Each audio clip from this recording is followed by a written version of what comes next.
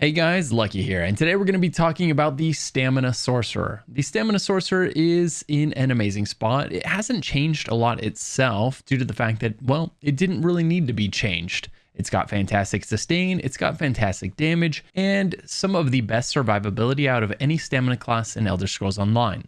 However, ZOS did make some changes to some weapon abilities and to some gear that we are going to be taking advantage of in this new version of the build. If you're looking for a solo Stamina Sorcerer build that can do group content, solo content, and everything in between, then you found the right guide. Let's get into it. In this video, I'll be going over the race, Mundus, attributes, consumables, gear, skills, rotation, passives, champion points, and more to make sure that you know everything about the Stamina Sorcerer you need to know to be successful. First up, race. As a stamina DPS, I recommend Dark Elf, Orc, Khajiit, or Red Guard or Wood Elf for improved sustain. In other words, if you run Red Guard or Wood Elf, you'll have a harder time running out of stamina, but you might also do a little bit less damage. As for the Mundus, we're going to be taking Lover while soloing, and Thief if we're in a group. If you just want to pick one and use that all the time, then Lover's probably going to be ideal for you until you get into organized raid content. As for the attributes, we're going to put all 64 points into stamina. This is going to allow us to have the best sustain and the best damage output possible. As for our consumables, when it comes to potions, you can go ahead and use your basic essence of stamina potions whenever you're doing something easy, and when you're doing something difficult, you can splurge on those essence of weapon power potions that are going to give you 20% increased weapon damage and increased crit chance, while also improving your sustain by 30% and giving you a boost of stamina. For the food, go ahead and run Lavafoot Soup. This is going to give you the most stamina and the most stamina regen that you can get out of any one food. The great thing about this food is it's incredibly cheap. You can pick it up at level 1 and use it all the way to level 1001 and beyond. It scales with your level, which is pretty rare for foods in Elder Scrolls Online, so it's very convenient and very effective. Now let's jump into gear. The first thing that changed in this build is going to be found in the gear. In the latest patch, ZOS made it so that sets can now crit. The procs on sets can do critical damage, which has greatly improved their viability in PvE content. Now veteran and new players alike can do fantastic damage with these sets, really raising the DPS floor for new players. So to take advantage of that, we're going to be putting Pillar of Nirn on the front bar and on the jewelry. We're going to be putting Zogvin on the body. Zogvin is going to give us a ton of crit chance while also giving us minor force, which is also going to improve our crit damage. Sorcerers, due to the fact that they have pets that they have to double bar, have very limited bar space. So being able to get minor force for free without slotting it on our bars is incredibly helpful, especially to the Stamina Sorcerer. Zogvin also gives penetration, which is invaluable while soloing and in most groups, as they usually fail to account for the penetration needs of the stamina tunes. As for the monster set, we're going to use Storm Fist while we're in a group. The 2-piece bonus is fantastic and it does a ton of damage. A fist comes out of the ground, grabbing the enemies and then slamming its hands closed for big proc damage. When you're soloing, you can take off the shoulder and move your Pillar of Nirn ring to the shoulder, giving you your 5 pieces of Pillar of Nirn, while also wearing a Ring of Pel Order, which is going to give you life leech. As long as you're doing damage to enemies, your health is going to stay topped off. Ring of Pel Order gives 20% of the damage you do to the enemy back to you as life. It's an incredibly fun and powerful item to use while soloing, and I'll put a link to how to get it in the description below. As always, for all the finer details on the gear like traits and enchants, I'll put a link to the written guide in the description down below so that you can easily refer to it to find out what you need for each slot in your inventory. On the back bar, we're going to go ahead and use the Maelstrom bow. The Maelstrom bow is going to give us great AoE damage and it's not too bad to get. It's also going to give us some ranged options whenever we are forced to move away from the boss. All right. Now for the next section, our skills. The first skill that we're going to be using on the front bar is called Bound Armaments. This is a skill that has many uses. I love that about it. First of all, it's going to put a stack of weapons that spawn around you every time you light attack, and then you can fire those off for big damage once you have 4 of them up. But just as awesome as the skill itself is the passive that comes with it. While slotted, your max stamina is increased by 8%, and your light attacks deal 10% more damage. So you're getting 2 damage buffs here. One, your stamina is increased by 8%, and your damage is in part determined by the size of your stamina pool. So when you have 8% more stamina, you're getting a huge boost to your damage output. Not only that, a huge source of your damage for every class in Elder Scrolls Online is the light attacks, because we light attack more than we do anything else because of the fact that we light attack in between every single ability. So a 10% boost to our light attack damage is fairly massive for any class, and we get that buff here from this ability. The second ability on the front bar is called Carve. Carve is one of the changes that we made to this build from the last version of it, which used to use Brawler. I now elect to take Carve because it now gets a Brawler shield after the changes that were made to it. It didn't used to get a shield, now it has one. And it continues to get a bleed, but now that bleed stacks up to 3 times, whereas before it was only 1 stack of bleed. What this means for the skill is it now does more damage and it's more protective than it's ever been, making it an incredible option for both solo and group play as your AoE spammable. For the third ability on the front bar, we've got Executioner. Executioner is going to be our, well, execute. Anytime an enemy gets down to around 31% health, if it's safe to execute, in other words, if you don't need that shield from your Carve to protect you, go ahead and start executing the enemy. Generally, if there are 1 or 2 enemies, I can start executing if I feel safe. If there's more than 2 though, I would just keep carving because that's going to hit all of the enemies in front of you, whereas Executioner will only hit 1 at a time. The fourth ability on the front bar is going to be Consuming Trap. Consuming Trap is a very nice single target dot that costs magicka, so it's great for our sustain, meaning it's a lot harder to run out of stamina if we can find really good high DPS abilities that cost magicka instead. Enter Consuming Trap. It costs magicka, it does a ton of damage, and if the enemy dies while Consuming Trap is on it, it's going to give us a huge amount of both health, stamina, and magicka. So all of our resources are constantly topped off as long as the enemies are dying and they have this on it, making it very hard for you to run out of resources if you're paying attention to this. The sustain on this build is pretty fantastic even without Consuming Trap.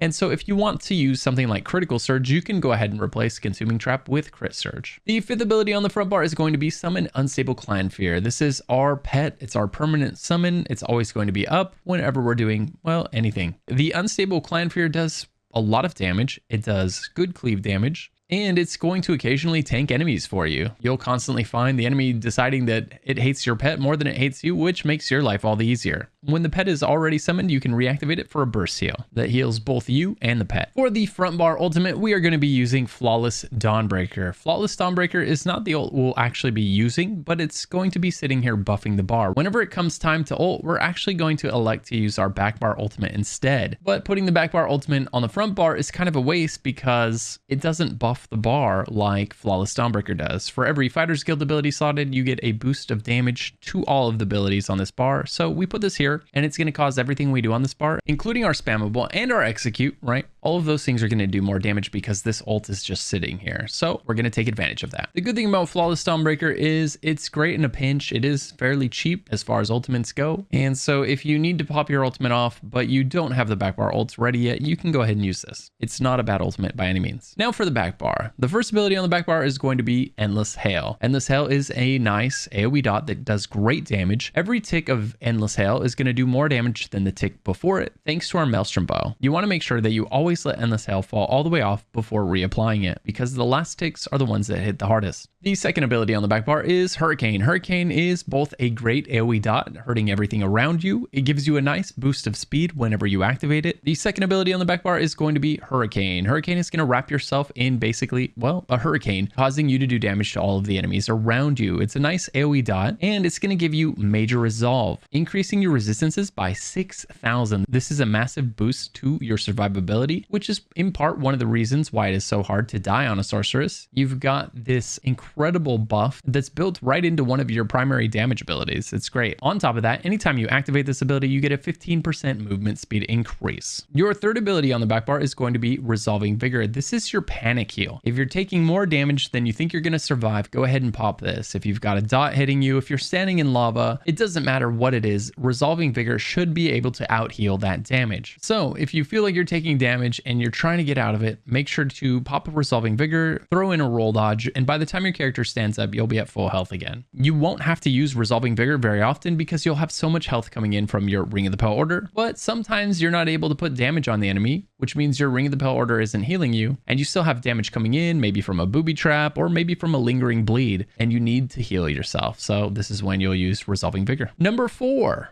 Razor Caltrops. Razor Caltrops is both a very large, very powerful AoE dot and a debuff on the enemies. It's a great skill because while it's also hurting the enemies, it's going to slow them by 50% when they're caught within it, making it very easy to kind of kite things around in a circle. If you feel like there's too many enemies attacking you at once, you can just kind of walk backward a little bit in that Caltrops and they'll have a hard time keeping up with you. They'll get a lot fewer hits on you, making it real easy to survive just about any encounter on a sorcerer with this ability. Beyond that, it's also going to put major breach on the enemies, reducing their resistances by 6,000, which means all of your abilities are going to hit way harder as long as your Razor Caltrops has been hitting the enemy. And the 5th ability on the back bar is going to be, again, Summon Unstable Clan Fear. You have to put this ability on the front and the back bar, otherwise when you switch bars, the pet will unsummon itself whenever you go to the bar that it's not slotted on. As for the back bar ultimate, we're going to be using Greater Storm Atronach. This is one of the highest single target ultimates in the entire game. It is very, very powerful. Don't underestimate it. This is the ult you're going to use whenever you have the choice due to the insane amount of damage that it puts out. As for your rotation on the Stamina Sorcerer, what you're going to do is start by summoning your pet.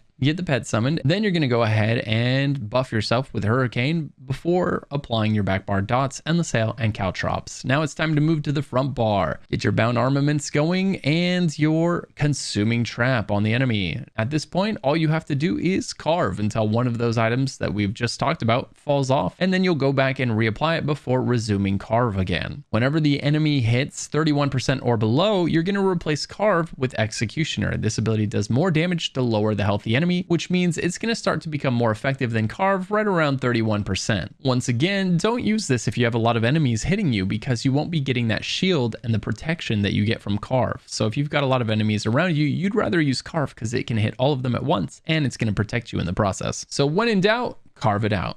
Okay, next let's talk about passives. The first passive we're going to take is from our Dark Magic skill line, which is going to be Unholy Knowledge. Reduces the health, magicka, and stamina costs of your non-core combat abilities by 6%. This is just good for your sustain, so we're going to take it. After that, we're going to grab Persistence, which says after blocking, your next ability will cost 15% less. Again, this is good for sustain, so we're going to grab it. Then we're going to move on to Daedric Summoning.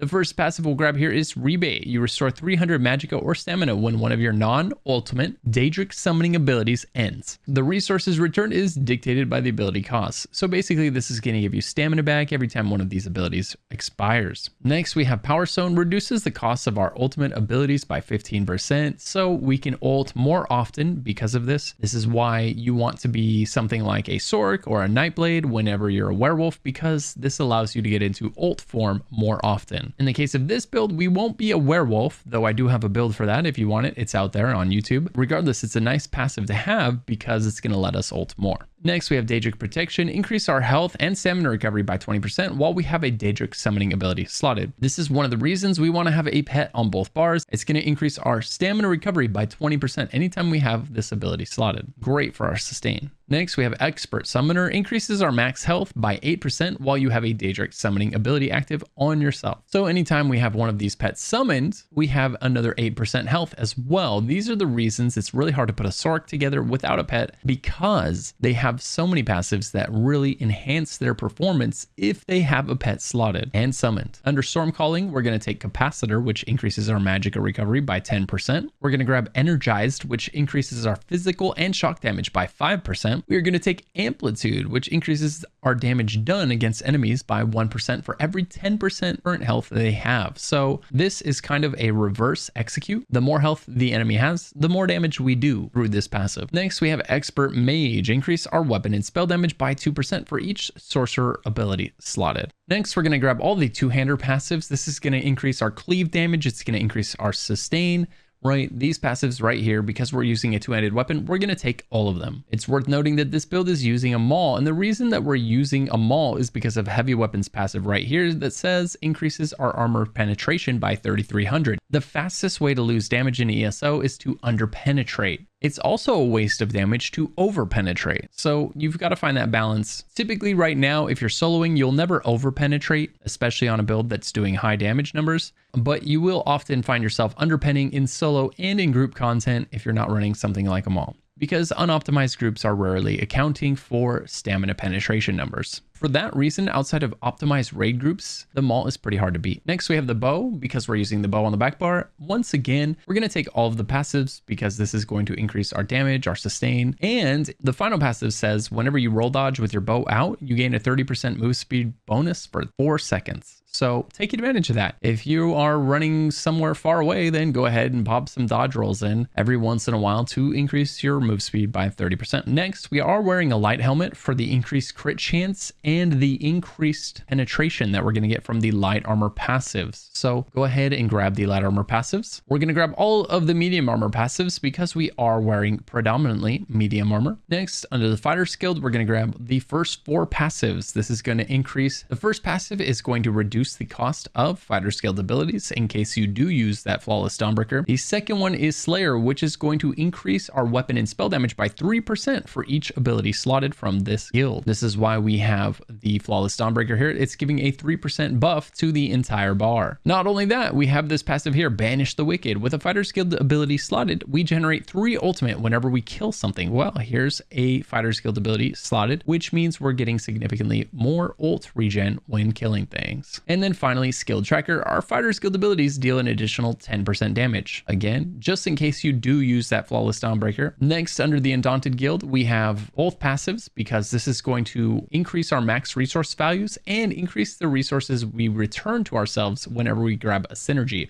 In other words, Undaunted is fantastic for sustain, especially in group content. Under Assault, we're going to grab Continuous Attack. Continuous Attack is going to make it so that when you're mounted, you always move 30% faster. It's a passive that just makes you move a lot faster anytime you're on a mount. It's something every single character in the game should have, and it's very easy to get. You just got to go to Cyrodiil and do the main story quest. Once you've completed that, you will have Continuous Attack unlocked, so be sure to grab it. You don't have to PvP, and it takes all of maybe 5 minutes to do. If you're not sure how to do it, go ahead and watch my complete leveling guide here on YouTube, and it'll tell you exactly what to do to unlock this without having to do any PvP at all. I'll link that down in the description below. Next are racial passives. It doesn't really matter which race you chose. Your racial passives are going to be at least somewhat useful, if not incredibly useful. So grab all of them. And finally, under alchemy, we're going to take medicinal use and we're going to max it out. Medicinal use is going to make it so that your potions last longer, the effects of your potions. Remember when I said our essence of a weapon power potion is going to increase our weapon damage by 20%, right? That's massive. It's going to give us increased crit chance. That's huge. It's also going to give us increased